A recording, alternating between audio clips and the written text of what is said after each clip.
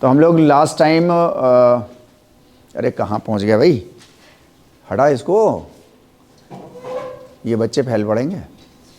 अरे वहाँ से कर यार, ओ नहीं नहीं उसको बंद करो, वहाँ लेके आओ कम, हाँ नीचे जाओ, यहाँ पे जाओ बस, और ऊपर, थोड़ा और ऊपर, बस बस बस बस बस, और नीचे चलो, थोड़ा और नीचे, हाँ थोड़ा और नीचे, थोड़ा और नीचे, और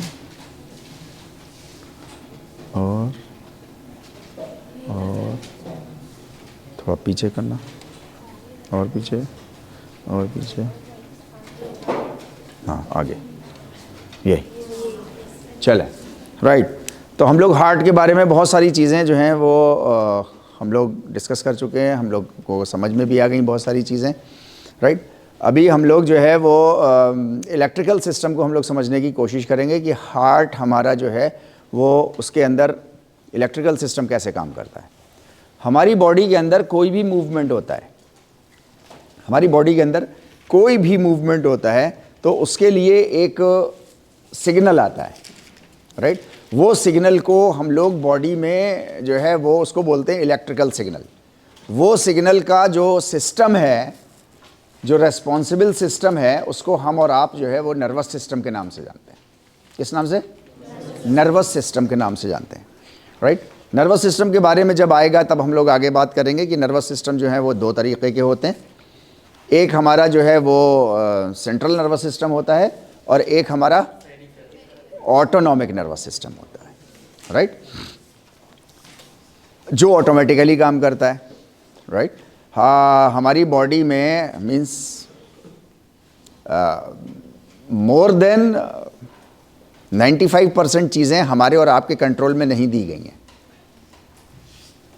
राइट, डाइजेशन आपके कंट्रोल में नहीं दिया गया, रेस्पिरेशन आपके कंट्रोल में नहीं दिया गया, है नहीं, आपके कंट्रोल में जो है वो ब्लड सर्कुलेशन नहीं दिया गया, ब्लड प्रेशर आपके कंट्रोल में नहीं दिया गया, आपके कंट्रोल में गैसियस एक्सचेंज नहीं दिया गया।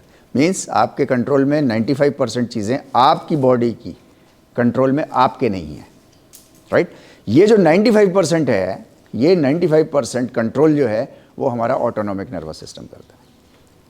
ठीक है, हमारे पास सिर्फ 5% की चॉइस है कि हम अपनी, फॉर एग्जाम्पल, हम अपनी हार्ट बीट को at what pace do we want to keep it. Right, means क्या हम इसको इस वक्त 72 बीट्स पर मिनट पे रखना चाहते हैं या हम इसको 220 माइनस आवर एज इतना रखना चाहते हैं। अच्छा, अगर हम इतना रखना चाहते हैं, वहाँ बढ़ाना चाहते हैं, तो जाहिर सी बात है हमारा और आपका उसके लिए क्या करना होगा, हमको कुछ फिजिकल एक्टिविटीज़ करनी होंगी। वो फिजिकल एक्टिविटीज़ जो हैं फिर अपनी चॉइस है हमारे, वो 5% के अंदर ही आती है कि कैसी फिजिकल एक्टिविटी करना चाहते हैं। वे ट्रेनिंग करना चाहते हैं, एंडोरेंस करना चाहते हैं, स्विमिंग करना चाहते हैं, यहीं बैठ के करना चाहते हैं, या सिर्फ सांस रोक के अपनी सांस को बढ़ा लेना चाहते हैं। मीन्स बहुत सारे तरीके हैं उसके। बहरहाल, तो हमारा कहने का मतलब ये है कि हमारे पास वो नर्वस सिस्टम है जो सेंट्रल नर्वस सिस्टम के ज़रिए से काम करता है और ऑटोनॉमिक नर्वस सिस्टम के ज़रिए से काम करता है। ये जो सिस्टम है नर्वस सिस्टम, ये हमारा इलेक्ट्रिकल सिस्टम है। राइट, तो अभी हम जो बात करेंगे इस वक्त, right now what we are going to start is about the relationship between nervous system and circulatory system. यहां तक बात बिल्कुल क्लियर है? नर्वस सिस्टम और सर्कुलेटरी सिस्टम के बीच में क्या रिलेशन है, क्या संबंध है, और हमारे दिल को वो किस तरीके से इलेक्ट्रिसिटी सप्लाई करता है। राइट, और उसके लिए क्या क्या पॉइंट्स हमारे पास हैं। तो यहाँ पर हमारे पास जो है वो राइट, ये एक हमारा नॉर्मल हार्ट स्ट्रक्चर है और इस नॉर्मल हार्ट स्ट्रक्चर को हम और आप को रट गया है नहीं, जितना इसमें दिया हुआ है क्या उतना ही आपको मालूम है या उससे ज़्यादा मालूम चल गया है? उससे ज़्यादा हमको मालूम चल गया है। राइट, ओके, तो ये हमारे पास एक नॉर्मल हार्ट स्ट्रक्चर है। अभी हम लोग जो है वो इलेक्ट्रिक वायरिंग की बात करेंगे। अच्छा, जब हम कह रहे हैं इलेक्ट्रिक वायरिंग तो इसका मतलब है मीन्स नर्व्स का जाल। क्योंकि वो इलेक्ट्रिक करंट जो है, वो इलेक्ट्रिक करंट हमारा उन नर्वस सिस्टम के ज़रिए से जा रहा है। नर्वस सिस्टम में क्या है? न्यूरॉन्स हैं। न्यूरॉन जो है वो एक सेल है, जो माइक्रोस्कोपिक सेल है नहीं, billions and billions of neurons जो है वो मिल करके एक नर्व बनाती हैं, जिसको हम इलेक्ट्रिक तार बोल रहे हैं। यहाँ तक बात क्लियर है? बिल्कुल राइट। वो इलेक्ट्रिक तार की सप्लाई जो है, अभी ये इंटरनल स्ट्रक्चर है, ये भी हमें समझ में आ रहा है, हम लोग इससे पहले पढ़ चुके हैं, है नहीं।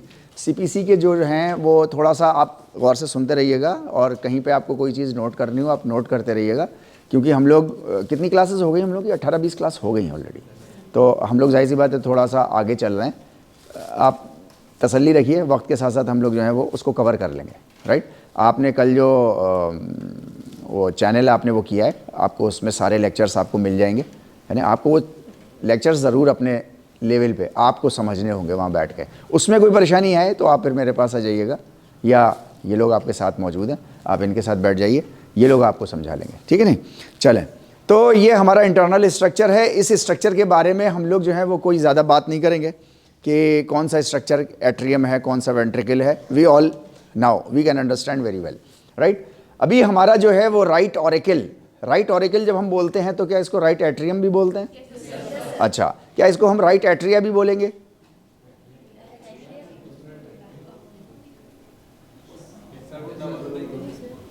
जी हाँ, नहीं बोलेंगे।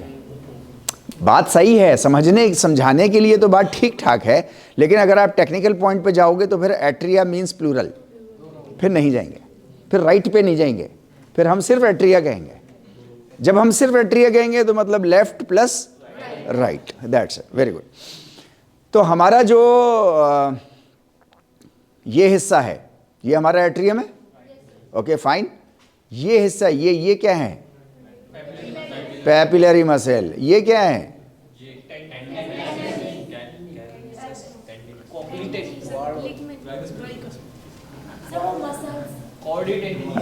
मसल तो ये है chordae tendineae, that's it, very good, chordae tendineae है ना, cord of the tendons, right, okay. ये जो हमारी पैपिलरी मसल्स हैं और ये कॉर्डी टेंडनी है, ये काम क्या कर रहे हैं? सर ये स्ट्रेच करते हैं जिससे ब्लड दोबारा ऊपर नहीं जाता। ऊपर नहीं जाता तो इसके लिए हमारे पास टेक्निकल वर्ड क्या है एनाटॉमी में?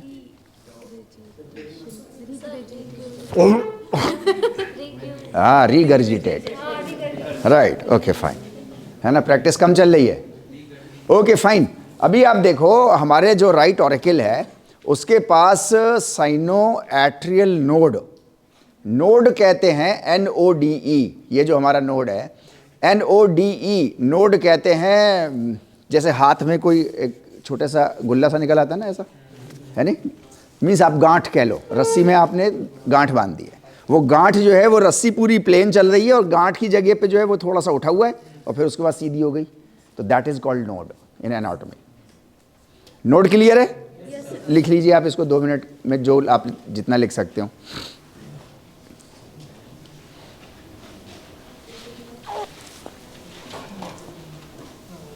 नोड हम कहते हैं है ना गांठ, राइट। और ये गांठ जो है वो हमारी राइट ऑरिकल में होती है, ये लिख लीजिए। और दूसरी चीज जो इंपॉर्टेंट है लिखने की, वो ये लिखना है कि उस गांठ का नाम साइनो एट्रियल गांठ है, नहीं सॉरी नोड है। यार कुछ भी बोल दो, टीचर होने का ये बड़ा फायदा है, कुछ भी बोल दो बच्चे सब सुन लेते हैं। हाँ ठीक है सर, बोलना है, ठीक है।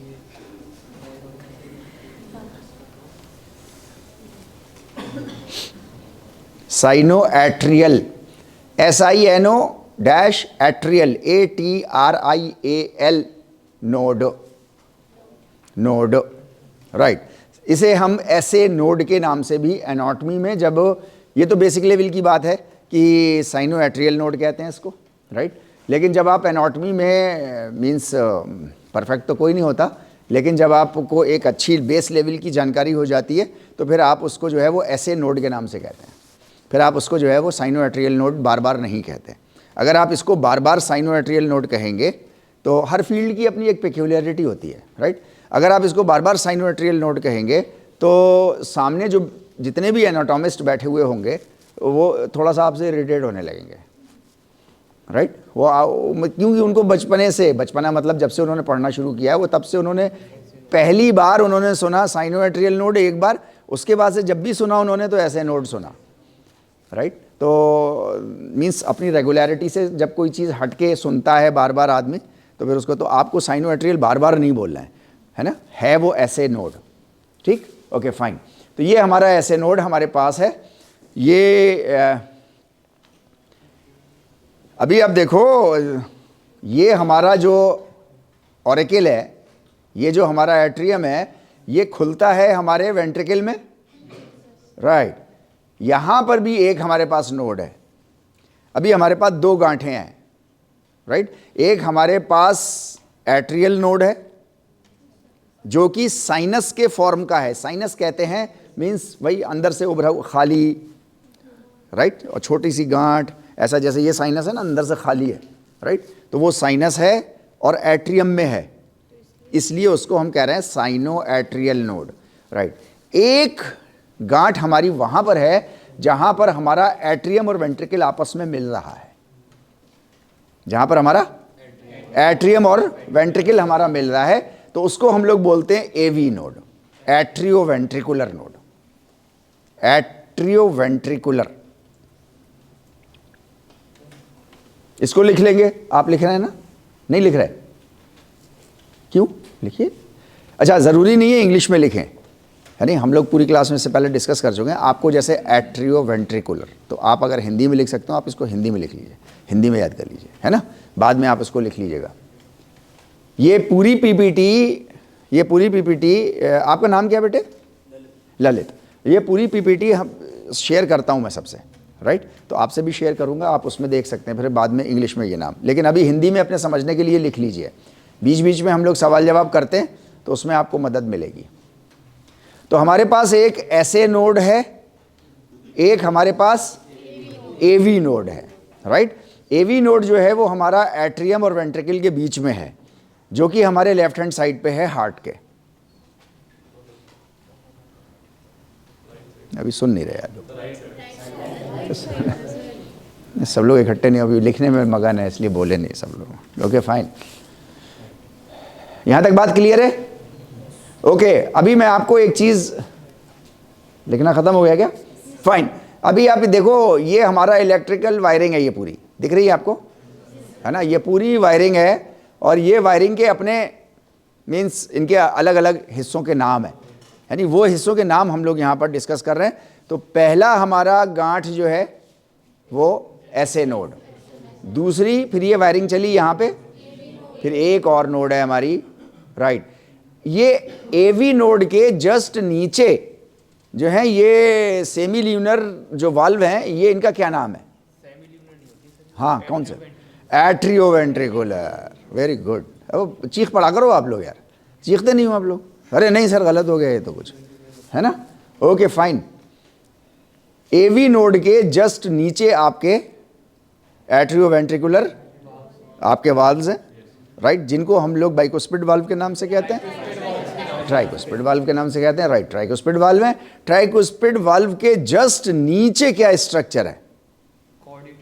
कॉर्डी टेंडनी, राइट, है ना, ऐसा सीक्वेंस याद रखने का हमको, ठीक है, फाइन, ओके। तो अभी हम लोग जो हैं वो अब आगे बढ़ते हैं, ओके। अभी अब देखो एक एक एक एक बंडल हमको एक और मिल गया। ये भी बंडल जो है ये भी नोड है, राइट। लेकिन इसको जिस साइंटिस्ट ने डिस्कवर किया उन श्रीमान का नाम जो है वो हिज था, his, him, his, she, right, okay, है ना, उनका नाम हिज था। तो उनके नाम पर ये बंडल पड़ गया, हिज बंडल या बंडल ऑफ हिज। अच्छा, हम लोग इस बारे में बार बार बात कर चुके हैं कि इसका नाम बंडल क्यों है, उसका नाम नोड क्यों है, ये ऐसे कैसे हो गया। तो भाई शुरू में रखने वाले ने एक ने रख लिया, किसी ने नाक रख दिया, तो अब इसको कोई कान नहीं कहता और ना कोई क्वेश्चन करता है कि इसका नाम नाक क्यों है, इज़न्ट इट? ओके फाइन, ठीक है। तो अब हमारे पास एक एट्रियो वेंट्रिकुलर बंडल एक और है हमारे पास, ये बंडल का नाम मैं समझता हूं शायद इसलिए क्योंकि एट्रियोवेंट्रिकुलर नोड था वहां पर, एक का नाम एट्रियोवेंट्रिकुलर, 2 नोड हो जाते तो कंफ्यूजन हो जाता है एनाटॉमिस्ट को और स्टूडेंट्स को, इजंट इट? तो उसकी वजह से बंडल ऑफ हिज कह दिया उसको वहां पर। हिज साहब ने ढूंढा, राइट, उनके नाम पे बंडल कह दिया, उसको नोड नहीं कहा गया। तो यहां तक तो कोई कंफ्यूजन नहीं होना चाहिए। ओके फाइन, वेरी गुड, है ना? ये भी वही है, देखो ये एट्रियम के बिल्कुल उस पे है ना, इसीलिए उसका नाम है एट्रियोवेंट्रिकुलर, है ना? अच्छा, ये जो बीच में हिस्सा है ये पूरा, ये क्या है? यहाँ ये मसल है, इस हिस्से को कहते क्या है ना? ये जो which is differentiating right and left side of the heart, नहीं, सेप्टम। थोड़ा सा रिवीजन कम हुआ है, दिल के चक्कर में तो मरा हुआ आदमी। ओके फाइन, अभी हमारे ये जो फाइबर्स हैं, ये दिख रहे हैं ना आपको फाइबर्स, राइट? ये फाइबर्स आपको दिख रहे हैं, ये सारे फाइबर्स जो हैं इनको कहते हैं पुरकिंज फाइबर्स। हाँ, ये छोटे छोटे, एक तार जाता है, तार के अंदर फिर छोटे छोटे और बहुत से तार होते हैं। जब आप उसको तार को खोल देते हैं उसको, तो उसके अंदर बहुत सारे तार लिपटे हुए होते हैं एक साथ, तो वो एक तार बनाते हैं। ये अलग अलग वो तार हैं जो अलग अलग हैं, ताकि अलग अलग सेक्शन को ये अलग अलग सप्लाई करते हैं इलेक्ट्रिक करंट। इसको कहते हैं पुरकिंज फाइबर्स। अब ये पुरकिंज फाइबर जो है वो आपका मीन्स यहाँ पर भी होगा, ये यहाँ पे भी होंगे, ये यहाँ पे भी हैं, ये यहाँ पे भी हैं, राइट? ये पूरी बुरी तरीके से गछे रहते हैं पूरे, क्योंकि इनको जो है वो कार्डियोमायोसाइट, हर कार्डियोमायोसाइट को इनको जो है वो बहुत तेज़ सिग्नल पहुंचाना है, जिसकी वजह से नोड्स अपनी जगह हैं। नोड्स आप कह लो इनको ट्रांसफॉर्मर्स, राइट? सेंटर है ये। फिर उसके बाद जो है ये तार जा रहे हैं, ये मोटे मोटे तार जा रहे हैं। इन मोटे मोटे तारों में से ये ब्रांचेस जो निकली हुई हैं ये हर जगह फिर सप्लाई करती हैं, ताकि इलेक्ट्रिक करंट हमारे हार्ट का बहुत अच्छा हो जाए, राइट? तो ये पुरकिंज फाइबर्स जो हैं ये हमारे कार्डियोमायोसाइट्स में जाते हैं, पुरकिंज फाइबर्स, ठीक है नहीं? Okay fine.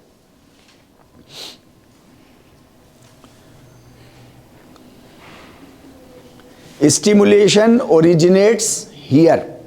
अभी आप देखो, अभी हम लोग आगे की एक डायग्राम देखेंगे। यहाँ पे हमारा कहीं सिर होगा, राइट, मीन्स दिमाग होगा, जिसको हम ब्रेन कहते हैं।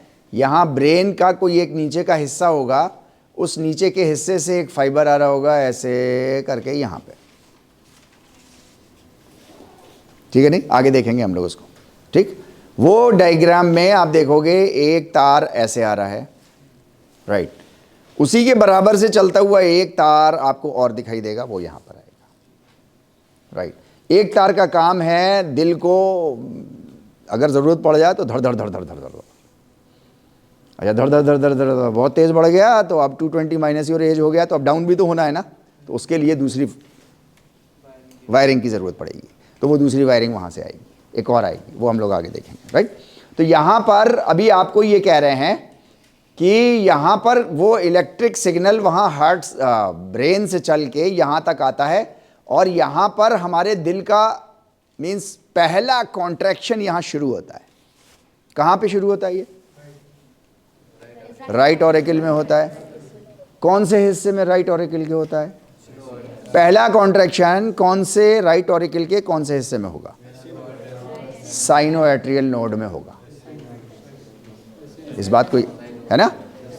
वहाँ से बिजली घर से इलेक्ट्रिक करंट आया है आपके ट्रांसफार्मर तक, और ट्रांसफार्मर से ही निकलेगा ना अब करंट आपके घर के लिए, आपके रूम के लिए, राइट? तो सबसे पहला करंट जो निकलेगा वो आपका ट्रांसफार्मर से निकलेगा, राइट? वही ट्रांसफार्मर से जो है वो साइनोएट्रियल नोड से निकलेगा। तो सबसे पहले यहाँ के फाइबर्स जो हैं वो आपके पंप होना शुरू होंगे। यहाँ से हार्ट के मीन्स स्टिमुलेशन का जो है वो प्रोसेस शुरू हो रहा है यहाँ से, ओके। देन एवी नोड, फिर ये एवी नोड पहुंचेगा, है नहीं? ये जो ऐसे नोड है यहां पर बहुत सारे पुरकिंज फाइबर्स होंगे, राइट। फिर वो करंट एवी नोड पे पहुंचेगा तो एवी नोड पे आगे सप्लाई करेगा। अच्छा, ये जो हम लोग बात कर रहे हैं तो ये मेरे बोलने में डिले हो रहा है, राइट। आपके सुनने में डिले हो रहा है, आपके सुनने में आपके फिर ब्रेन में जा रहा है तो प्रोसेसिंग करने में और प्रोसेसिंग करके समझने में, इन सब चीज़ों में टाइम लग रहा है।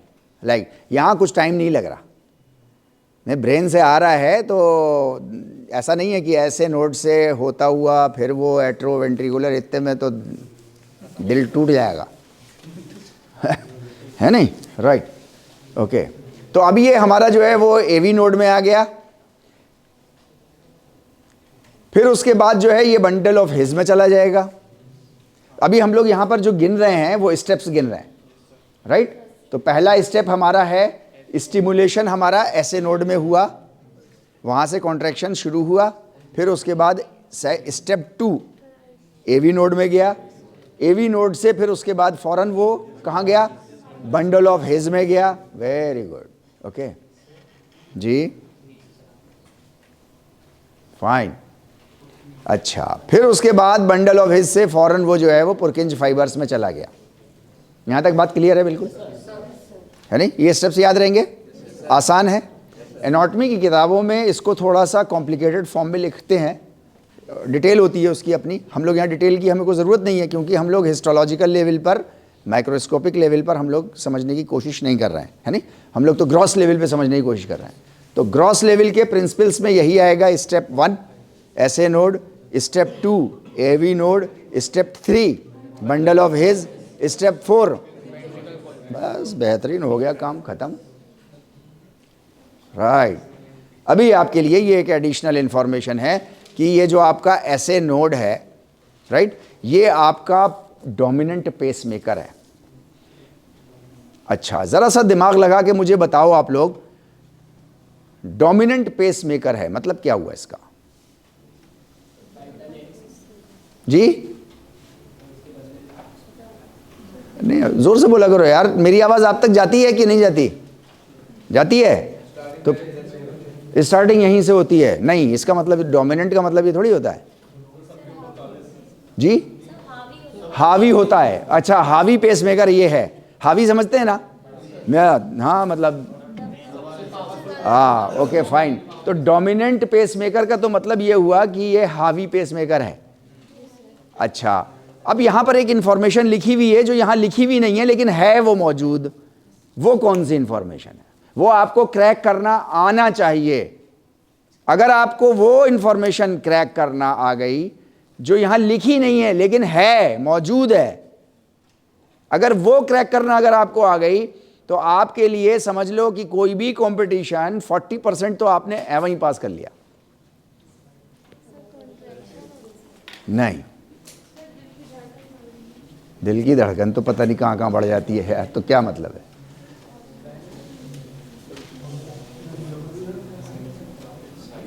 बताएं बताएं बताएं, शाबाश, दिमाग चलाइए। हम पता है अपना सबसे ज्यादा दिमाग कहां चलाते हैं? सबसे ज्यादा दिमाग कॉमन लोग, आमतौर से कॉमन, सबसे ज्यादा दिमाग हम चलाते हैं किसी की पीठ पीछे बुराई करने में।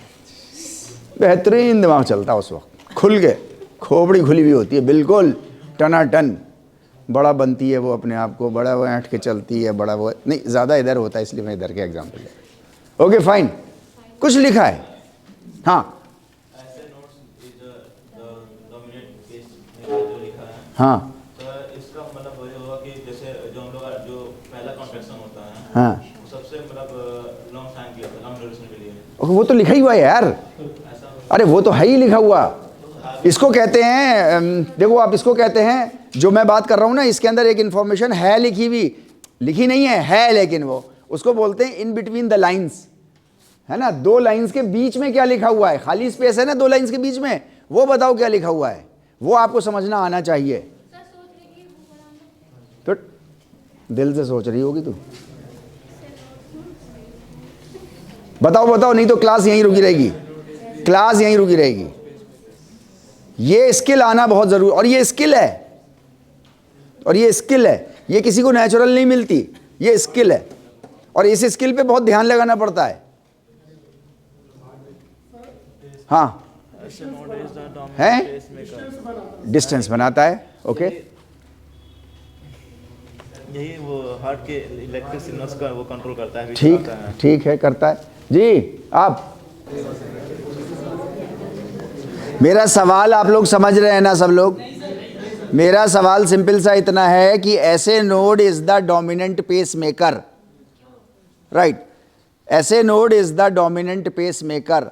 इसको हम हिंदी में ट्रांसलेट करें तो हम कहेंगे ऐसे नोड हावी पेस मेकर है। ठीक है ना? ये तो ट्रांसलेशन हो गया। ओके, अब मैं आपसे ये कह रहा हूं कि इसमें एक कहीं इंफॉर्मेशन, एक इंफॉर्मेशन और छुपी हुई है। वो इंफॉर्मेशन क्या है? दैट्स इट, है ना? हाँ, बच गए मेरे 500 रुपये, अभी मैं लगाने वाला था, है ना? राइट। डोमिनेंट पेस मेकर मतलब यानी कि पूरे दिल में अभी और भी पेस मेकर्स हैं भाई, उन्हीं पे तो हावी हो रहा है भाई, और भी पेस मेकर्स हैं, उन्हीं पे तो वो हावी हो रहा है। वरना अगर कोई पेस मेकर ही नहीं हो तो इसको कहेंगे SA node is the only pacemaker, फिर तो डोमिनेंट कहेंगे नहीं उसको। या कहेंगे भाई कबड्डी में बहुत सारे प्लेयर्स हैं, एक प्लेयर हावी पड़ गया सब पे फॉर एग्जाम्पल, तो बाकी हैं कबड्डी के प्लेयर्स, तभी तो हम कह रहे हैं ना डोमिनेंट, राइट? ये मिसिंग इंफॉर्मेशन का कैलकुलेशन आपको, ये एक स्किल है। अच्छा, ये स्किल मैंने आपको रिलेट करी है पीठ पीछे बुराई से, क्योंकि वहाँ मिसिंग लिंक होते हैं ना, वहाँ मिसिंग लिंक ढूंढता है आदमी, राइट? तो जैसे वहाँ दिमाग चलता है, क्योंकि वो स्किल असल में वो यहाँ थे हम तब से हमें सुनाई दे रही है, वो स्किल हमें सीखने की ज़रूरत नहीं पड़ी, लेकिन स्किल है, इसलिए हमें समझ में भी नहीं आता कि वो स्किल है। जैसे सांस लेना स्किल है, सांस लेना स्किल है, लेकिन सांस लेना मीन्स कभी किसी ने सोचा नहीं कि वो स्किल है नहीं? ओके, इसी तरीके से आपको in between the lines information ढूंढना, ये भी एक स्किल है। और ये स्किल आप जैसे जैसे प्रैक्टिस करते जाओगे वैसे वैसे you will get sharpened in that skill, वैसे वैसे आप तेज होते जाओगे उसमें। ठीक है नहीं? ये आपके लिए बहुत इंपॉर्टेंट है, सारे सवालों को समझ के एग्जैक्ट बिल्कुल सही आंसर तक पहुंच जाना। 40% आपका काम तो सिर्फ आपकी ये एक अकेली स्किल कर देगी, अगर आपकी ये इन बिटवीन द लाइंस की इंफॉर्मेशन आपकी अच्छी है तो, वरना नहीं कर पाएंगे आप उसको, राइट? ओके, तो ये हमारे पास एक एडिशनल इंफॉर्मेशन थी कि ये डोमिनेंट है। अच्छा, जब ये है तो इसका मतलब और कौन कौन से हैं? एवी नोड भी हमारे पास है, बंडल ऑफ हिज भी हमारे पास है, ये भी पेस मेकर्स हैं। अभी आप देखो, मीन्स जैसे हमारे जो है वो ट्रांसफार्मर भी लगा हुआ है और हमारे घर में जो है वो बैटरी भी लगी हुई है, इन्वर्टर भी लगा हुआ है, राइट? अगर ऐसे नोड को कोई परेशानी हो गई किसी भी तरीके की, मिसफायरिंग हो गई, यहाँ पर मिसफायरिंग हो गई, राइट, तो सारा लोड जो है वो यहाँ का झेल लेगा। अच्छा, ये झेलेगा। अब ये इतना स्ट्रांग नहीं है और ना ये इतना एफिशिएंट, अभी हम इसकी बात नहीं कर रहे क्यों नहीं है, राइट? हम कह रहे हैं कि ये है नहीं और ये भी इतना स्ट्रांग नहीं है, तो ये क्या करते हैं, ये दो मिल के फिर एक साथ काम करना शुरू कर देते हैं। लेकिन ये दो मिल के भी उतने नहीं हो पाते जितने ऐसे नोड है, इसलिए इसको कहा जा रहा है SA node is the dominant pacemaker. Pacemaker आपके ये भी हैं, तो अगर कोई इमरजेंसी हो जाती है, कोई मिसफायरिंग हो जाती है, कहीं किसी ने मीन्स आप भागते भागते फुल स्पीड में दो प्लेयर्स आपस में टकरा गए, तो मीन्स अगर किसी का सिर किसी के सीने पे लगा तो वहाँ मिसफायरिंग हो जाती है एकदम से, राइट? वो मिसफायरिंग फिर जो है वो आपका एवी नोड और बंडल ऑफ हिज संभालते हैं, चाहे वो फ्रैक्शन ऑफ ए सेकंड के लिए क्यों ना हो, लेकिन वो फिर फौरन शट से इसको संभाल लेंगे, राइट? तो ये भी पेस मेकर्स हैं आपके ये दोनों, लेकिन इन पेस मेकर्स में उतनी पावर नहीं है, बहुत ज़्यादा देर नहीं कर पाते ये, लेकिन फिर भी कर लेते हैं, इसलिए जो है ऐसे नोड को डोमिनेंट पेस मेकर कहा जाता है। Very good, okay.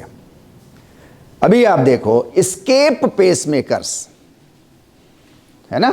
अगर हमारा डोमिनेंट नहीं काम कर रहा तो फिर हमारे पास जो है वो बंडल ऑफ हिज भी है, अभी हम लोग डिस्कस कर चुके, एवी नोड भी है, और अगर ये दो भी किसी तरीके से मिसफायर हो गए तो हमारे पुरकिंज फाइबर्स में कुछ पोटेंसी है।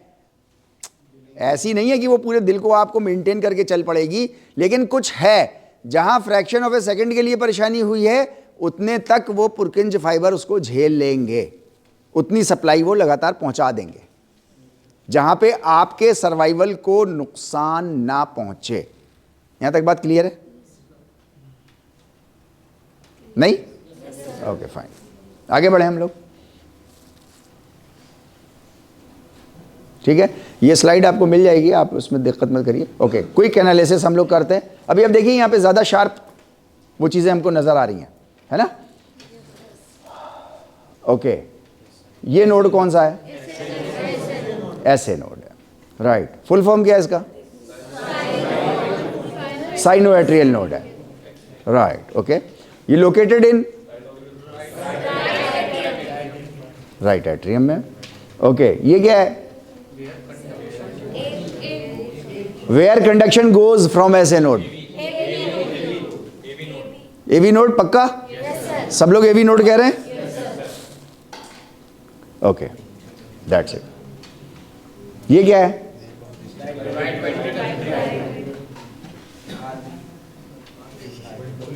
ये क्या है?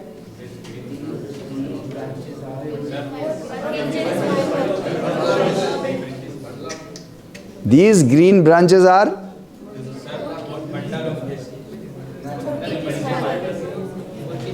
Purkinje fibers. Purkinje fibers, right? Okay. ये क्या है?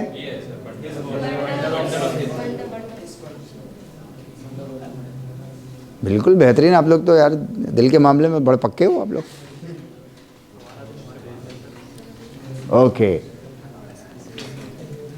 पेस मेकर हम लोगों ने समझ लिया ना। हमारा नेचुरल पेस मेकर क्या है? ऐसे नोड, जो कि डोमिनेंट है। उसके अलावा हमारे पास एवी नोड भी है, उसके बाद हमारे पास जो है वो बंडल ऑफ हिज भी है, उसके अलावा हमारे पास जो है वो पुरकिंज फाइबर्स भी हैं, राइट। लेकिन कभी कभी हमारे पास अब ऐसा हो गया, आपने देखा होगा, सुना होगा, है नहीं? हो सकता है आप में से घर में किसी के मेंबर के या रिश्तेदारों में किसी के लगा हुआ भी हो, है ना, कि पेस मेकर लगता है अलग से, राइट। उनका साइनोएट्रियल नोड जो है वो काम करना बंद कर देता है या बार बार झटके मारता है, राइट। लेटे लेटे पसीना आ गया, लेटे लेटे हार्ट बीट एकदम से तेज हो, मिसफायरिंग हो रही है ना इलेक्ट्रिसिटी की। इलेक्ट्रिक कंडक्शन जो है वो रेगुलर नहीं चल पा रहा किसी वजह से भी, वो उसकी फिर बहुत सारी भी वजह हो सकती हैं, राइट। ओके, एक एग्जाम्पल हमने ली थी कि चोट लग गई किसी वजह से, उसके अलावा और बहुत सारी परेशानियां हो सकती हैं। ओके, ये जो हमारा जो अलग से पेस मेकर लगता है, ये एक आपको पता है ये एक डिब्बी टाइप का होता है, छोटा सा, राइट। आपने देखा होगा जैसे वो अभी तो खैर वो कम हो गए हैं, वो पहले वो हमारे यहाँ घरों पे आते थे ना, वो टीवी पे वो लगाने के लिए डिश एंटीना वाले, डिश एंटीना की वो छोटी छोटी सी डिब्बियाँ वो बीच में अपने तारों के बीच में कहीं लगाते हैं, उनको बूस्टर्स बोलते हैं वो लोग। देखिए ना आपने वो छोटी छोटी डिब्बियाँ, राइट, वो दवाई डिब्बी हमारे पास जो है, राइट। ओके, अब हमको ये सब समझ में आ रहा है, एवरीथिंग?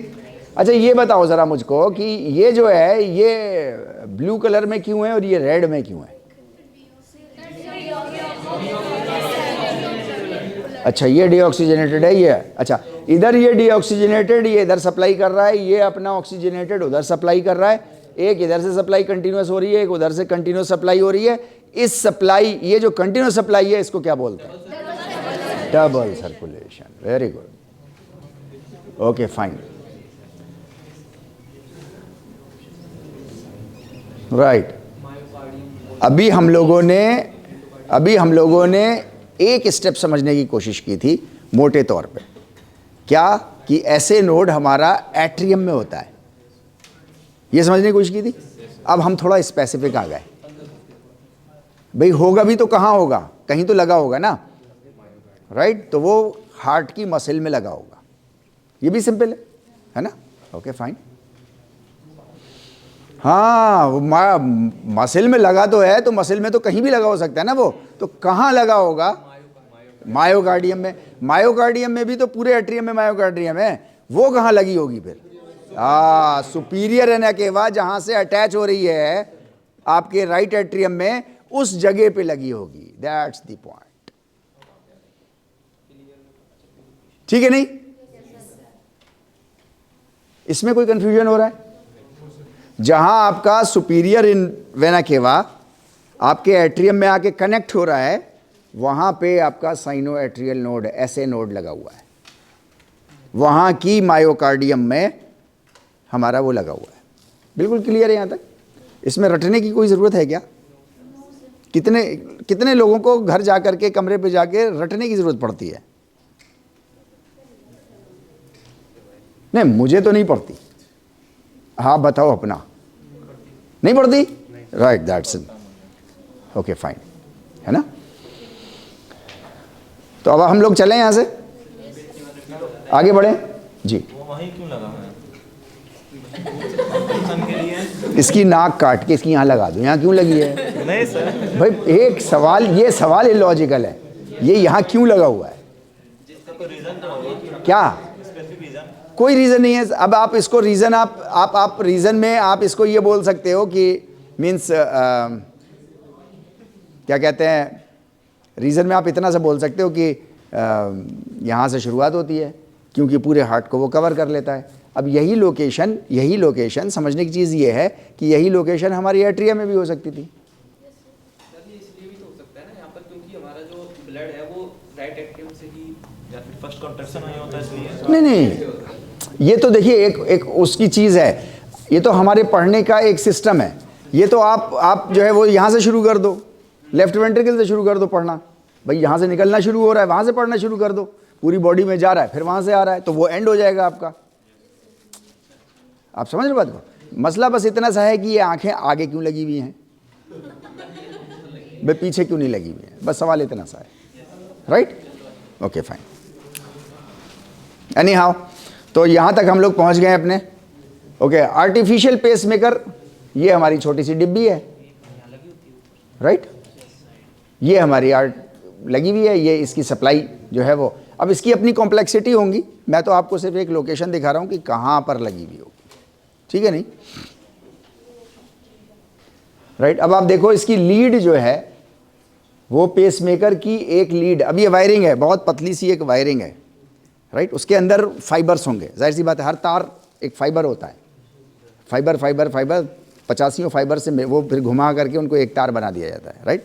अब वो तार, एक तार जो है वो, एक लीड उसकी जो है वो राइट एट्रियम में जाएगी, एक उसकी जो है वो राइट वेंट्रिकल में जाएगी। वो इस तरीके से फिर वो इसका अपना सर्किट बनाएगा और ये जनरेट करेगा। यानी कि वहाँ कहीं प्रॉब्लम आ गई थी बीच में, ब्रेन से लेके और साइनो एट्रियल नोड तक कहीं प्रॉब्लम आ रही है। अब वो 85 तरीके की कोई भी प्रॉब्लम हो सकती है, वो हमारी फील्ड नहीं है तो हम लोग बात भी नहीं करेंगे उसमें।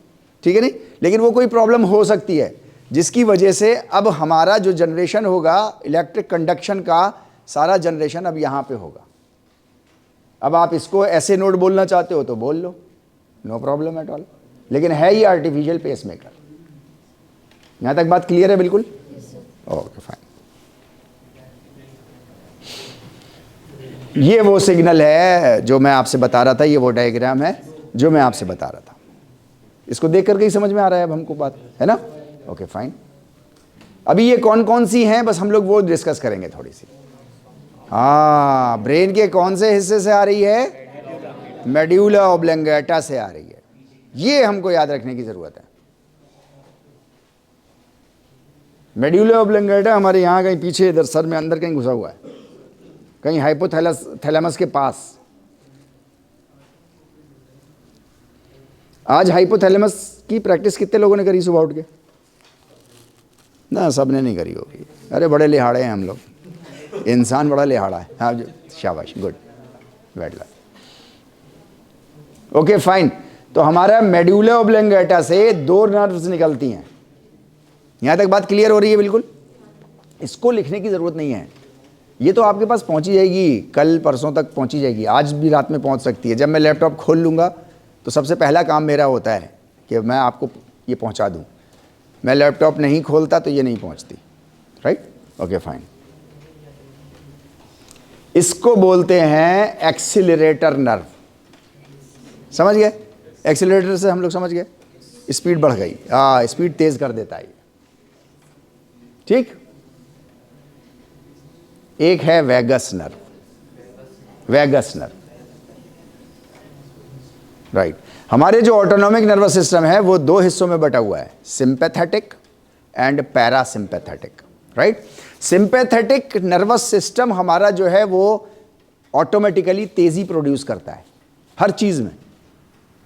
मीन्स आपने ऐसा कुछ खाने में कुछ ऐसा मिश्रण सा खा लिया कि उसको जो है वो बहुत तेज डाइजेस्ट करना है, नहीं तो वो अंदर खराब हो जाएगा, राइट। तो वो फिर एक्सीलरेटर नर्व जो है वो वहाँ सप्लाई सेंसेशन पहुँचाएगी, मैसेज पहुँचाएगी कि क्या करना है वहाँ पर, राइट। तो हमारा सिंपैथेटिक नर्वस सिस्टम जो है ये हमेशा मीन्स उत्तेजक होता है, ये स्टिमुलेटर होता है, काम को फास्ट करने के सिग्नल्स देता है, उसके इलेक्ट्रिक कंडक्शन ये हमारा सिंपैथेटिक नर्वस सिस्टम करता है। ये बात क्लियर है बिल्कुल, राइट। जो तेज हो गया है उसको स्लो करना है वो पैरासिम्पैथेटिक करता है, ठीक है।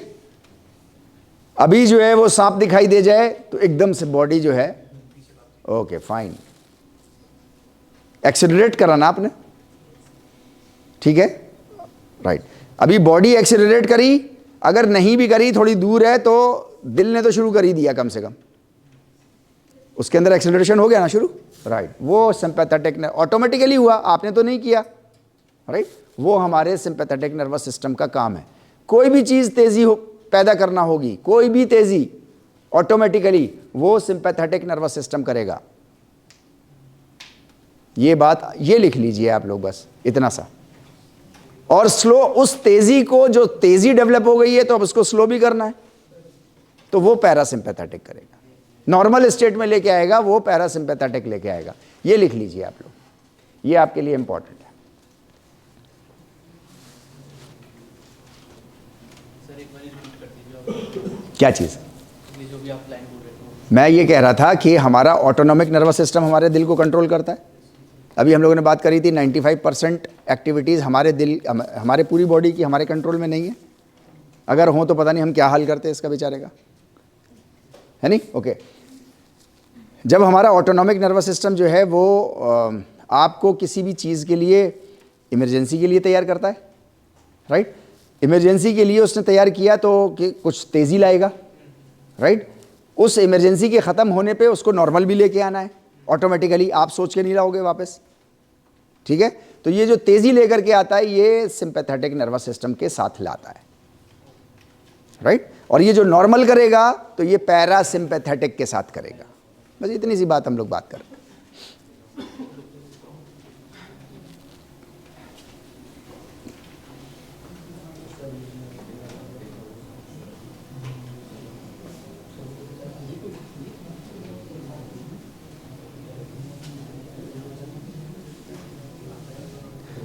अब ये दिल खोल करके असल में हम लोग ये पेसमेकर ऐसे नोड वगैरह देख नहीं सकते थे, नहीं तो अब लाइव देखते हैं हम लोग, बहुत मज़ा आता, राइट।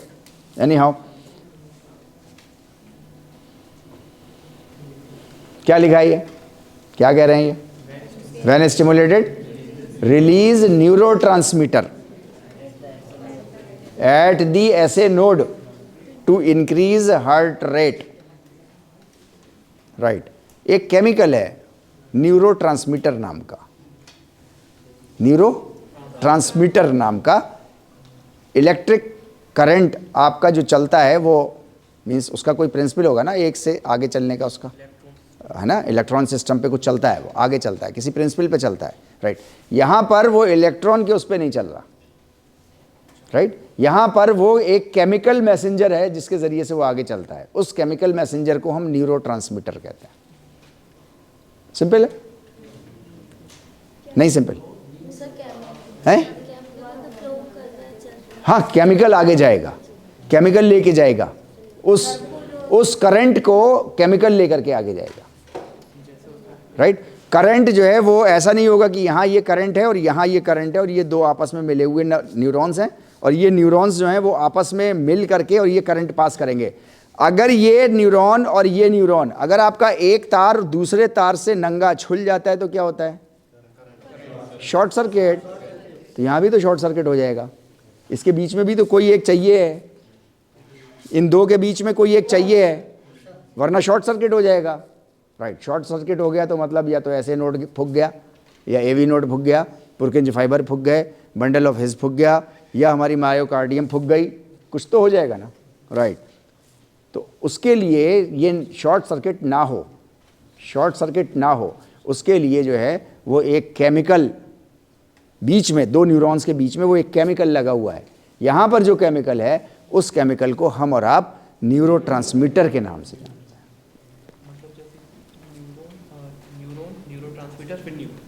हाँ, आप ऐसे कह लीजिए, न्यूरॉन, ये केमिकल न्यूरोट्रांसमीटर, ये ट्रांसमीटर जो है इसके अंदर अब ये करंट यहाँ इसके पास आ गया है, अब ये आगे को पहुंचाएगा, फिर ये आगे एक और न्यूरोट्रांसमीटर होगा, ये ऐसे पूरी चेन होगी।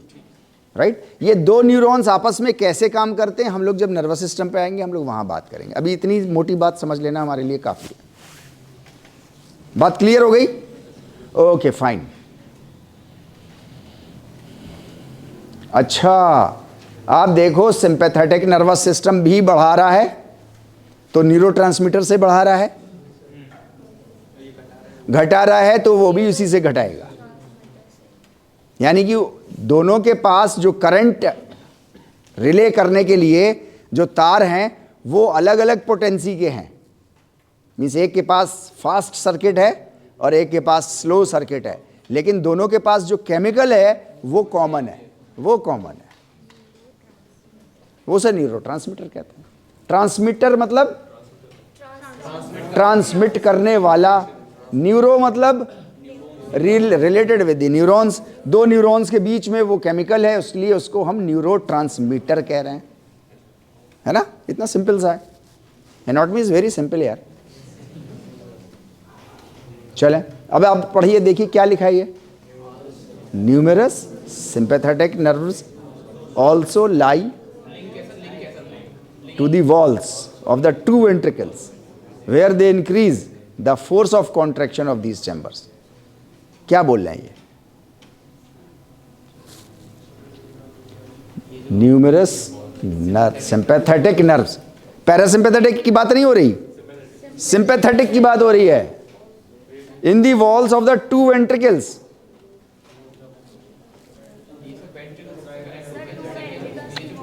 हाँ, ये वेंट्रिकल्स के पास भी यहां पर भी जो है वो सिंपैथेटिक नर्व्स मौजूद होती हैं। वो ये यहां पे मौजूद है तो क्या सिर्फ यहीं मौजूद है यहां से यहां तक? तो ये कह रहे हैं कि नहीं, जो वेंट्रिकल्स हैं उनके पास भी है, ताकि फोर्स तेज जनरेट हो सके।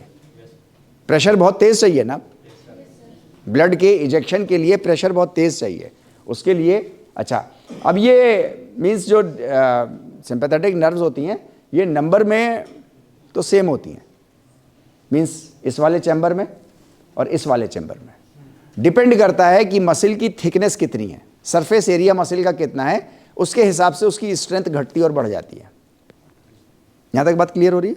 फॉर एग्जाम्पल अगर बाइसेप्स मसल का एक क्यूबिक सेंटीमीटर, एक क्यूबिक सेंटीमीटर मतलब 1 सेंटीमीटर, 1 सेंटीमीटर, ऐसा 1 सेंटीमीटर, ये तो स्क्वायर हो गया, और गहरा 1 सेंटीमीटर है ना, ठीक है, ओके।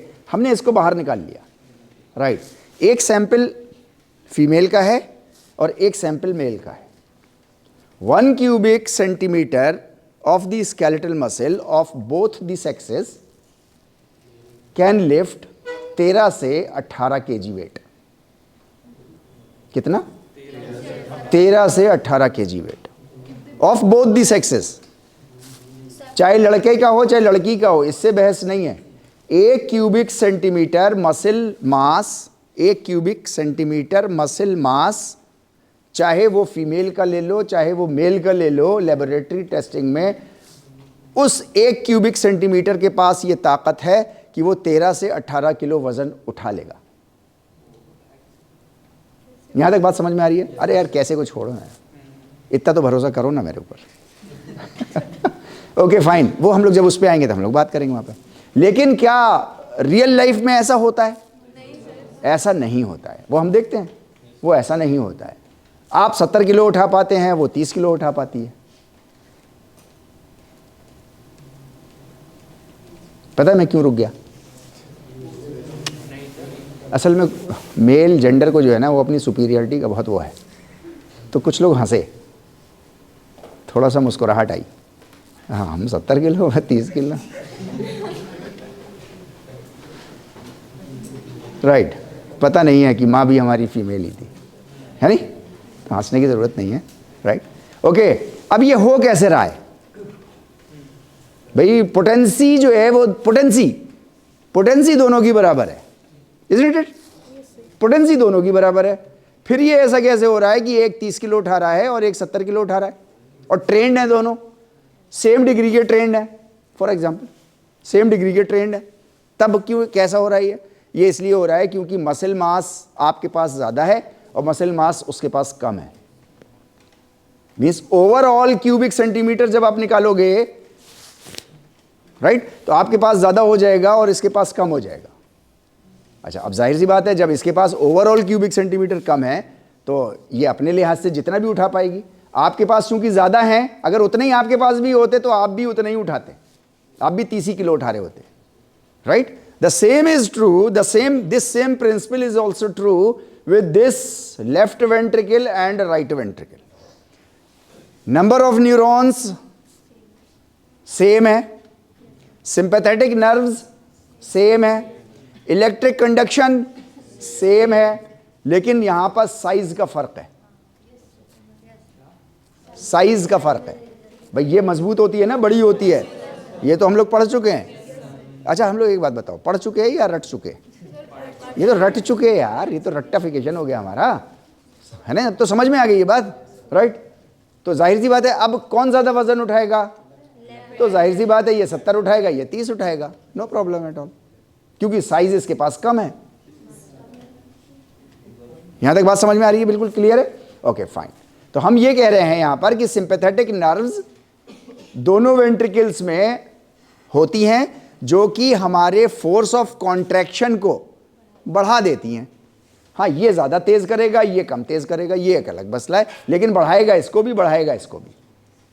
और यहाँ पर सिंपैथेटिक नर्व्स मौजूद होंगी। यहाँ तक बात क्लियर हो रही है? बिल्कुल ओके फाइन। अभी क्या लिखा है? Name the neurotransmitter to increase the heart rate. हाँ भाई, न्यूरोट्रांसमीटर का अपना नाम होगा ना। अभी तक तो मैंने आपसे झूठ बोल दिया कि उसको न्यूरोट्रांसमीटर कहते हैं। अरे बाबा, पहले तो समझ में आए ना कि हाँ भाई बच्चा है, तभी तो नाम रखेंगे। अभी बच्चा ही नहीं है, नाम कहाँ से रख लिया? हाँ बताइए क्या लिखा है?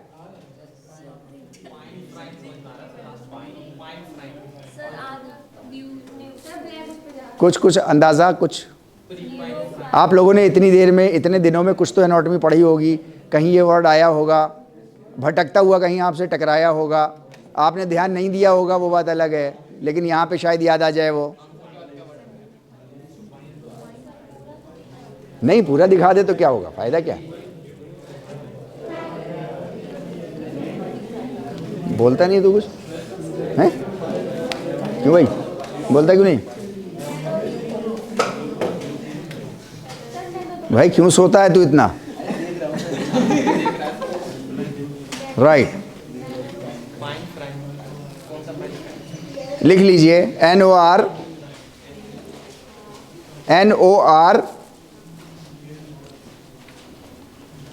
और आगे की आपको EPINE,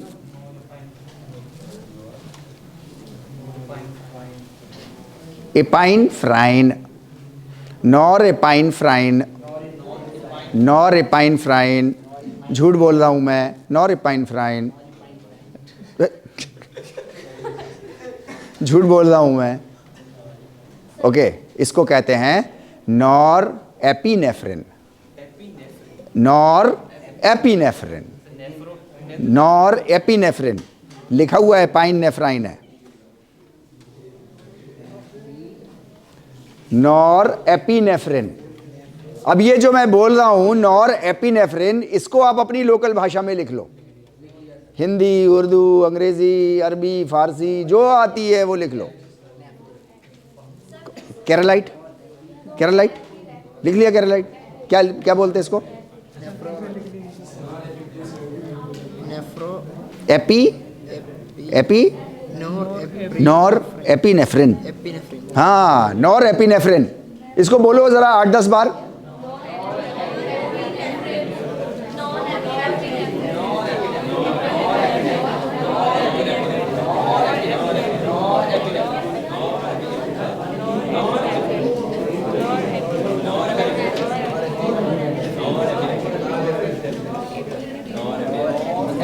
ओके फाइन, चलें आगे बढ़ें।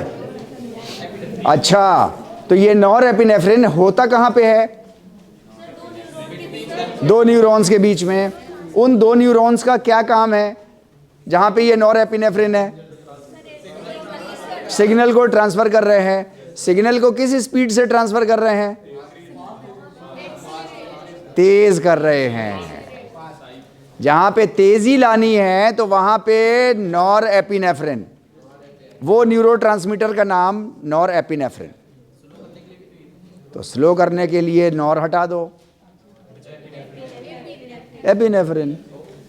वो होंगे तो सगे भाई बहन ही।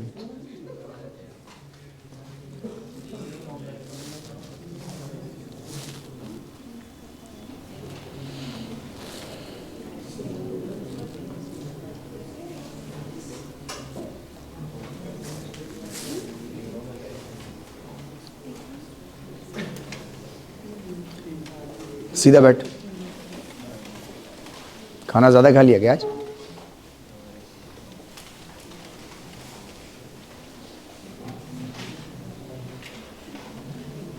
राइट। तो जहाँ पे हमको तेज़ी लानी है वहाँ पर हमारा पैरासिम्पैथेटिक नर्वस सिस्टम जो है वो नॉर एपिनेफ्रिन सिक्रीट करता है, सिंपैथेटिक करता है। Okay fine, very good. अभी देखिए एक फैक्ट मैं आप लोगों से बात कर रहा हूँ, कभी कभी कंपटीशन में आ जाता है ये सवाल, आपके सिलेबस का नहीं है, लेकिन एज वी ऑल नो कि we are not covering only syllabus our, है ना? Okay, increase in heart rate is known as positive chronotropy. Positive chronotropy, आपका हार्ट रेट इंक्रीज कर जाता है तो इस प्रोसेस को पॉजिटिव क्रोनोट्रॉपी कहते हैं। ये बस ऐसे ही लिख लिए कहीं साइड में एडिशनल इंफॉर्मेशन के लिए, हो सकता है कहीं हाँ टकरा जाए, कभी कोई चांस छोड़ना नहीं चाहिए, है ना? हाँ,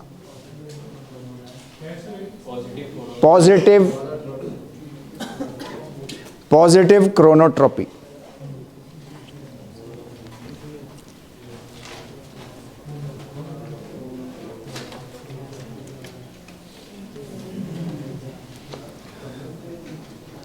ओके, इसको पढ़ो।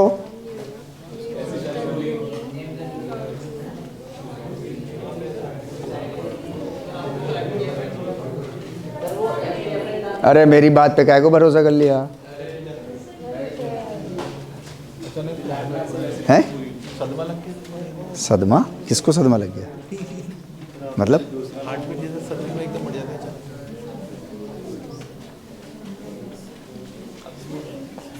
राइट। आपका हाँ एसिटिल कोलिन, एसिटिल, एसिटाइल नहीं, एसिटिल कोलिन, इसको लिख लीजिए यहाँ पे, फिर एक बात हम लोग बात करते हैं बड़ी इंटरेस्टिंग है। Acetylcholine, acetyl, acetyl Colin.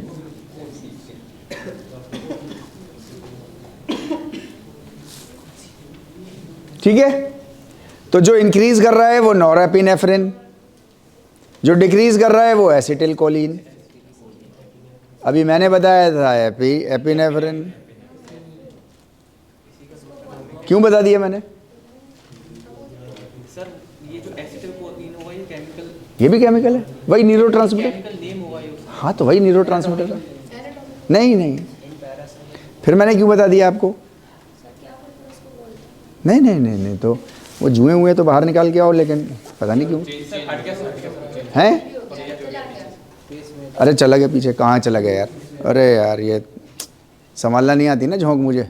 हाँ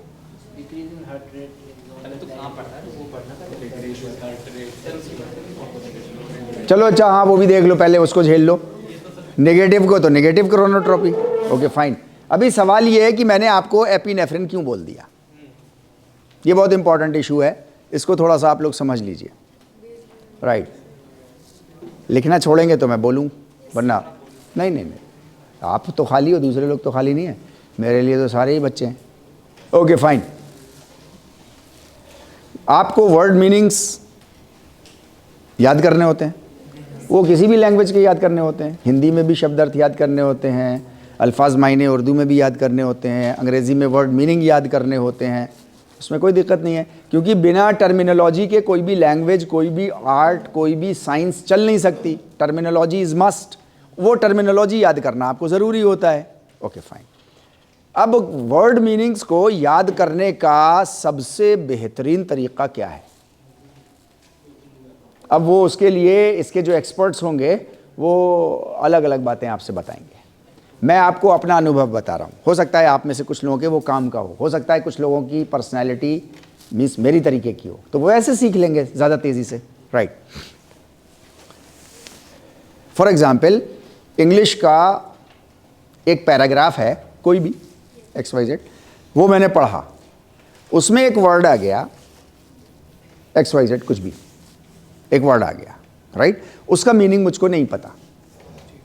ठीक है, अब इसका पता करने का एक तरीक़ा तो ये है कि मीन्स मैं जो हूँ वो डिक्शनरी उठाऊँ। ये तो पुराने ज़माने की बात हो गई, डिक्शनरी खोलूँ मोबाइल में, ये आज की बात हो गई है ना। खोलूँ और देख लूँ उसका और आगे पढ़ लूँ, है तरीक़ा एक। Right, okay. एक तरीक़ा और है जो मेरे लिए बहुत इफ़ेक्टिव है और आप लोगों के लिए भी, मैं समझता हूँ शायद इस लेवल पर, जिस लेवल पे आप हो, यानी इस लेवल पर आप लोगों के लिए भी बहुत अच्छा होगा वो। राइट, आप कोई भी लर्निंग करते हो, कोई भी लर्निंग करते हो तो उसका एक इम्प्रेशन आपके दिमाग में बनता है,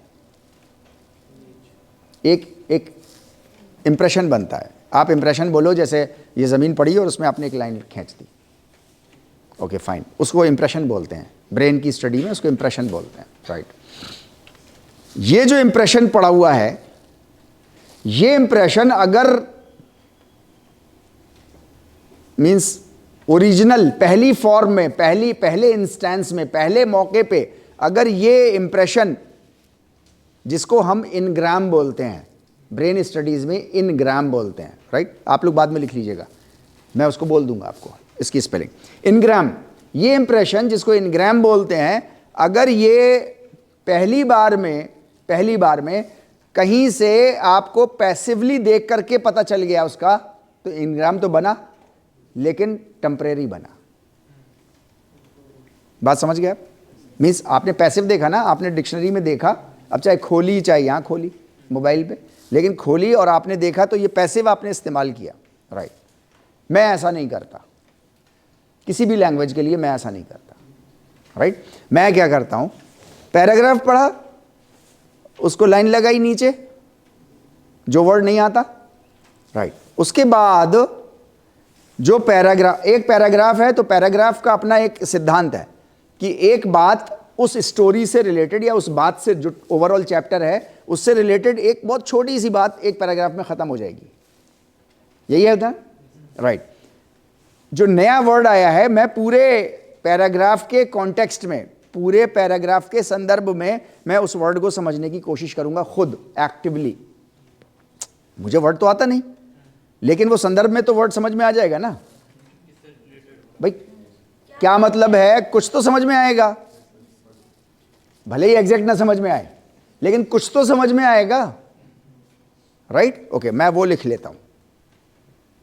अच्छा, फिर उसके बाद गौर करता हूं कि और क्या क्या मीनिंग हो सकता है इसका इसी संदर्भ में। भाई संदर्भ तो वही समझ में आ रहा है ना, वही दिखाई दे रहा है।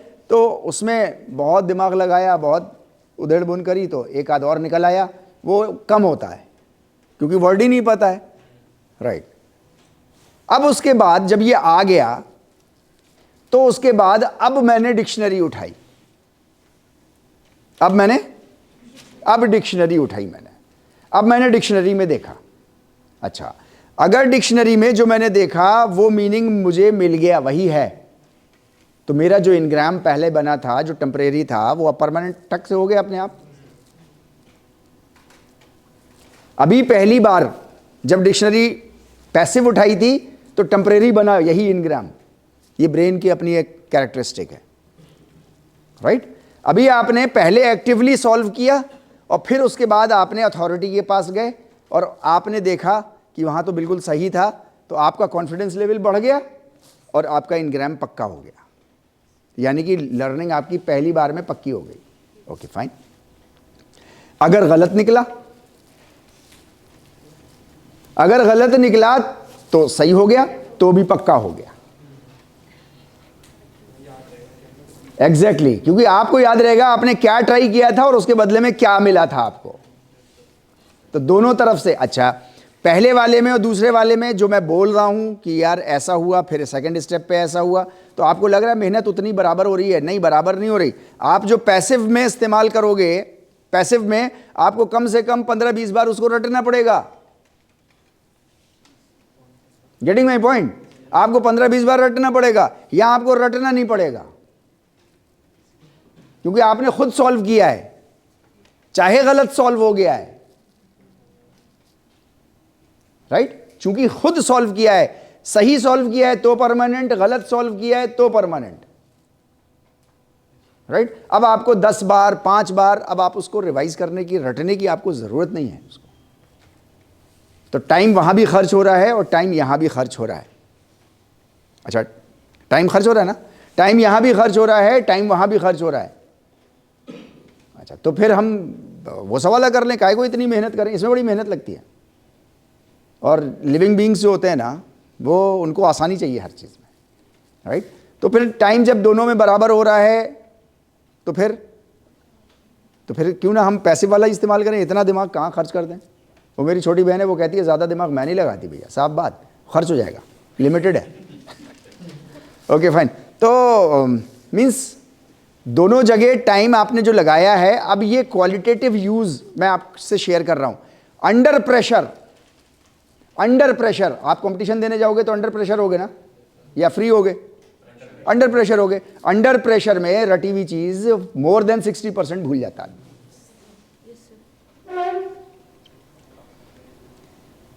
यहां तक बात समझ में आ रही है? राइट। एक्टिवली लर्न की हुई कोई भी चीज आपको अंडर प्रेशर भी आप कभी नहीं भूलते, उसको वैसा ही का वैसे ही आपको याद रहेगा, राइट? यहां आके फर्क पड़ा। रटने में तो आ गई, दोस्तों में एवं ही तफरी में बात हो रही है, क्लास फेलोज को आपस में कुछ भगदड़ मचनी है, मचा रहे हैं वर्ड्स की, तो वहां तो ठीक है। लेकिन जहां आप टेंशन में आए तो फिर वो भूल गए, रटा हुआ भूल गए। कितनी बार रटा हुआ आपने, मोस्ट ऑफ द टाइम आपके साथ अभी तक होता चला आया होगा कि एग्जामिनेशन हॉल से बाहर निकले, ओबे यार इसका तो ये मतलब था। आप जरा गौर करो, आपने गौर नहीं किया कभी अपनी लाइफ पे, जहां आपने ये माथा पीटा है ना अपना, वहां पे वो कॉन्सेप्ट्स थे, वो वर्ड्स थे, वो टर्मिनोलॉजीज थी जो आपने रटी थी। अब जो लर्निंग के एक्सपर्ट्स होंगे, वो लोग जो साइंटिस्ट होंगे, वो इस पर रिसर्च करेंगे ना, तो उन्होंने पाया कि ये वो वर्ड्स, वो कॉन्सेप्ट्स होते हैं जो हम रटते हैं, राइट? तो अगर आप रट के सीखोगे, अगर आप सीखोगे तो आप टेंशन के टाइम पे फिर भूल जाओगे। फिर आप कहोगे कि 3 नंबर से रह गया, 7 नंबर से रह गया, 10 नंबर थे, बस 10 नंबर से रह गया, राइट? आपको मैंने गलत बताया, आपके अंदर एक इनग्राम चढ़ गया, आपने एक्टिव पार्टिसिपेट किया ना उसमें। अच्छा, इतनी क्लासेस में थोड़ा बहुत हम और आप जो है वो एक दूसरे से इमोशनली अटैच भी हो गए, अभी सर ने हल्का सा झटका दिया गलती का, वो परमानेंट एनग्राम बन गया एसिटिलकोलिन का, अब नहीं भूलेंगे वो। तो यहाँ मेहनत करना ये ज़्यादा इम्पॉर्टेंट है, यहाँ झटका खा के सीख जाना ज़्यादा इम्पॉर्टेंट है, बजाय इसके कि हम ओरिजिनल फॉर्म में एसिटिलकोलिन रटते और रट करके फिर प्रेशर में फिर भूल जाते, तो कोई फ़ायदा नहीं था। अब नहीं भूलेंगे आप एसिटिलकोलिन, कभी नहीं भूलेंगे। नॉरएपिनेफ्रिन आप भूल जाओगे, क्योंकि आपने वो बगैर उसके सीखा है। लेकिन चूंकि एसिटिलकोलिन झटके से सीखा है, तो वो झटका कनेक्शन बनाएगा नॉरएपिनेफ्रिन के साथ, नेचुरल आपके ब्रेन कनेक्शन। इसे कहते हैं एसोसिएटेड लर्निंग। कई बार ऐसा होता है ना, हम अपने घर में घुसते हैं तो मीन्स कोई तरह की खुशबू आ रही होती है, तो किसी और बंदे की, राइट, उसकी याद आने लगती है। वो बंदा इस दुनिया में है नहीं है, चाहे कुछ भी हो, इससे बहस नहीं है, लेकिन उसकी है। तो क्या होता है, ये ब्रेन में हमारे ये एसोसिएटेड लर्निंग होती है, राइट। तो चूंकि आपने नॉरएपिनेफ्रिन और एसिटिलकोलिन में से एक को आपने जो है वो थोड़े से इमोशनल झटके के साथ आपने सीखा है, राइट, तो उसके रिलेशन में नॉरएपिनेफ्रिन आप कभी नहीं भूलोगे।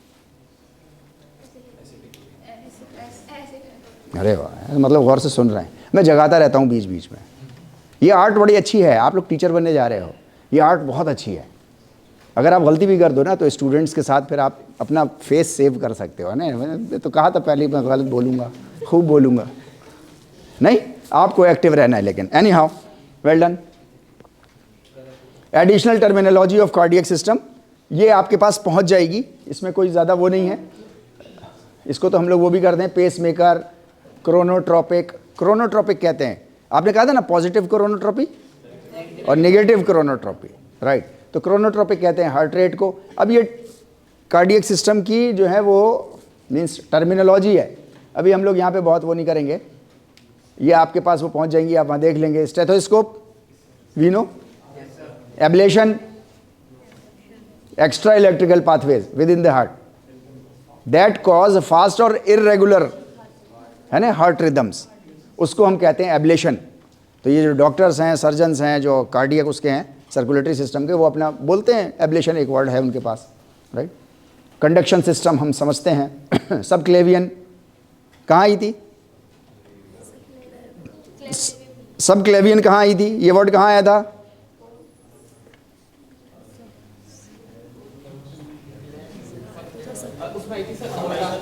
Outta.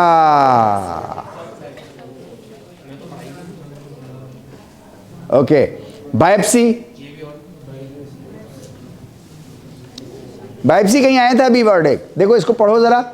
Procedure in which tissue samples are removed from the body for microscopic examination to establish a diagnosis. ये अभी कहीं आया था?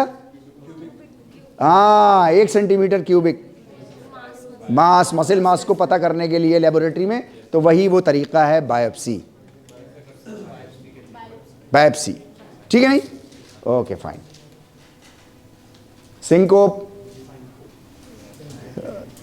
सिर हल्का हल्का होने लगा, ऐसा हिलने लगे खड़े खड़े, चक्कर आने लगे, इसको बोलते हैं syncope, right. Coronary artery, coronary artery समझेंगे हम। कोरोनरी आर्टरी जो हार्ट, आर्टरीज हार्ट में हो, कोरोनरी मतलब रिलेटेड विद द हार्ट, बस, तो फिर सिंपल है। ऐसे बहुत सारे हैं, एपेक्स, बेस, है ना, सेप्टम, सेप्टम समझ में आता है अब हमें, राइट, ओके। ऐसे बहुत सारे होंगे, आप इसको उसमें देख लीजिएगा। रिगर्जिटेशन हमें समझ में आता है, इस्कीमिया हमें समझ में आता है। इस्कीमिया कहते हैं decrease flow of oxygenated blood to an organ, जहाँ पे ऑक्सीजन की कमी हो जाए किसी भी ऑर्गन के अंदर, तो उसको इस्कीमिया हो गया, ओके। डेक्स्ट्रोकार्डिया, कुछ लोगों का दिल जो है वो राइट हैंड साइड पे होता है, उसे बोलते हैं डेक्स्ट्रोकार्डिया। कुछ लोगों का दिल जो है वो राइट हैंड साइड पे होता है। अच्छा, ये स्टेटमेंट सही है या गलत है? पूरी क्लास एक साथ गलत बोलती है यार, भैया यहीं रहता है, बस ये थोड़ा सा इधर आ जाता है, इसका दिल तो यहीं है इसका। क्यों सब लोग एक साथ गलत बोलते हो भाई? ये आदत छोड़ दो। ओके, प्रोफाइलैक्सिस कहते हैं प्रिवेंशन करने को। स्फिग्मोमैनोमीटर, इस वर्ड ने मुझे, जब मैं मीन्स बीपी में था फर्स्ट ईयर में, तब मुझे बड़ा परेशान किया, इसको समझ में नहीं आता था।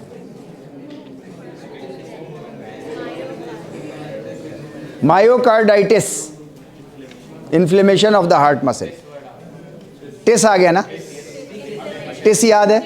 हाँ, टिस मतलब ओके, मायो मतलब मसल, कार्डी मतलब कार्डियो, दिल, मतलब उसके दिल की मसल के अंदर इन्फ्लेमेशन हो गया।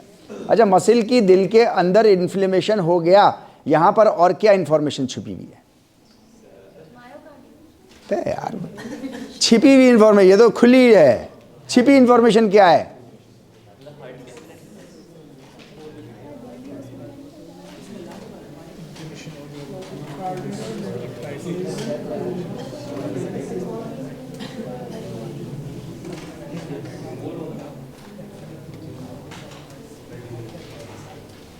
मेरी शक्ल देख के क्या हो रहा है? यहाँ कुछ लिखा है क्या? नहीं, जाओ जाओ जाओ, थक गई। ओके, हैं? अरे नहीं यार, अरे मिसिंग इंफॉर्मेशन क्या है भाई? ये स्किल है, इसको सीख लो, जल्दी सीख लो। जितनी जल्दी सीख लोगे आपको, मतलब मुझे, मैं लिटरली बता रहा हूँ, मैं आपसे बोलता हूँ तो मेरे पेट में दर्द होने लगता है 1 घंटे के बाद। हो जाएगा, जाहिर सी बात है, तो फिर वो दर्द मेरा कम हो जाएगा थोड़ा। इन्फ्लेमेशन का मतलब है कि बीमारी हो गई है,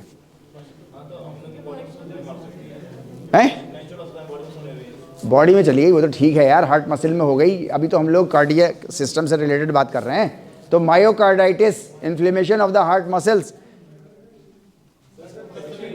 1 मिनट गया सब लोग। हाँ, नहीं नहीं नहीं, हार्ट और मसल के बीच में नहीं। मायोकार्डियाइटिस, इसमें एक मिसिंग इंफॉर्मेशन है। अरे यार, ये तो है ही एक मिसिंग इंफॉर्मेशन। क्या है?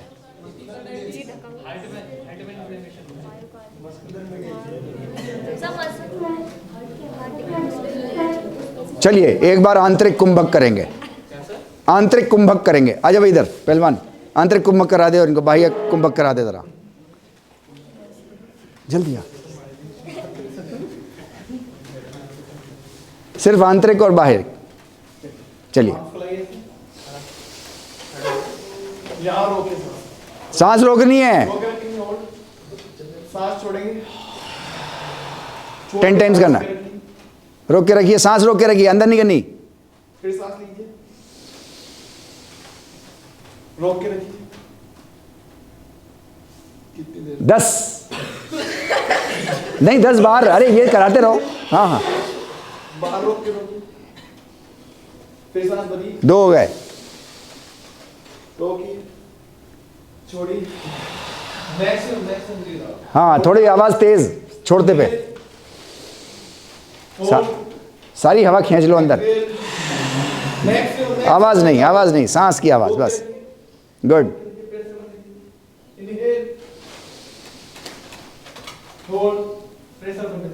दिस इज आंतरिक, राइट। 6 हो गए। अब थोड़ा तेज करेंगे, अब थोड़ा तेज करेंगे। 4, हाँ तेज। That's it. Exhale, inhale, exhale, inhale, exhale, inhale, exhale. Thank you.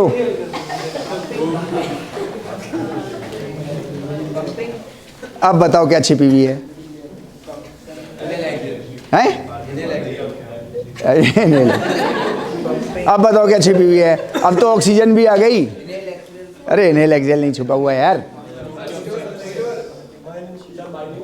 Right, अभी इसमें इंफॉर्मेशन ये छिपी हुई है कि ये इन्फ्लेमेशन हार्ट मसल्स में हुआ है, यानी कि हार्ट के अंदर मसल्स के अलावा और भी ऑर्गन्स हैं, वहाँ पे भी इन्फ्लेमेशन हो जाएगा। कितनी सिंपल।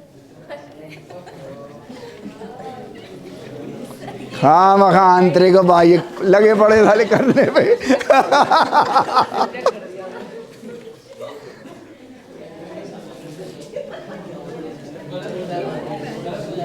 पेरिकार्डाइटिस, पेरिकार्डाइटिस इन्फ्लेमेशन और इन्फेक्शन, इन्फ्लेमेशन, इन्फेक्शन को इन्फ्लेमेशन कहते हैं, of the sac which surrounds the heart, pericardium, ठीक है नहीं?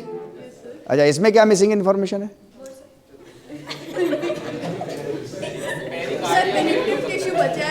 जी, इसमें क्या इन्फॉर्मेशन मिसिंग छुपी हुई है?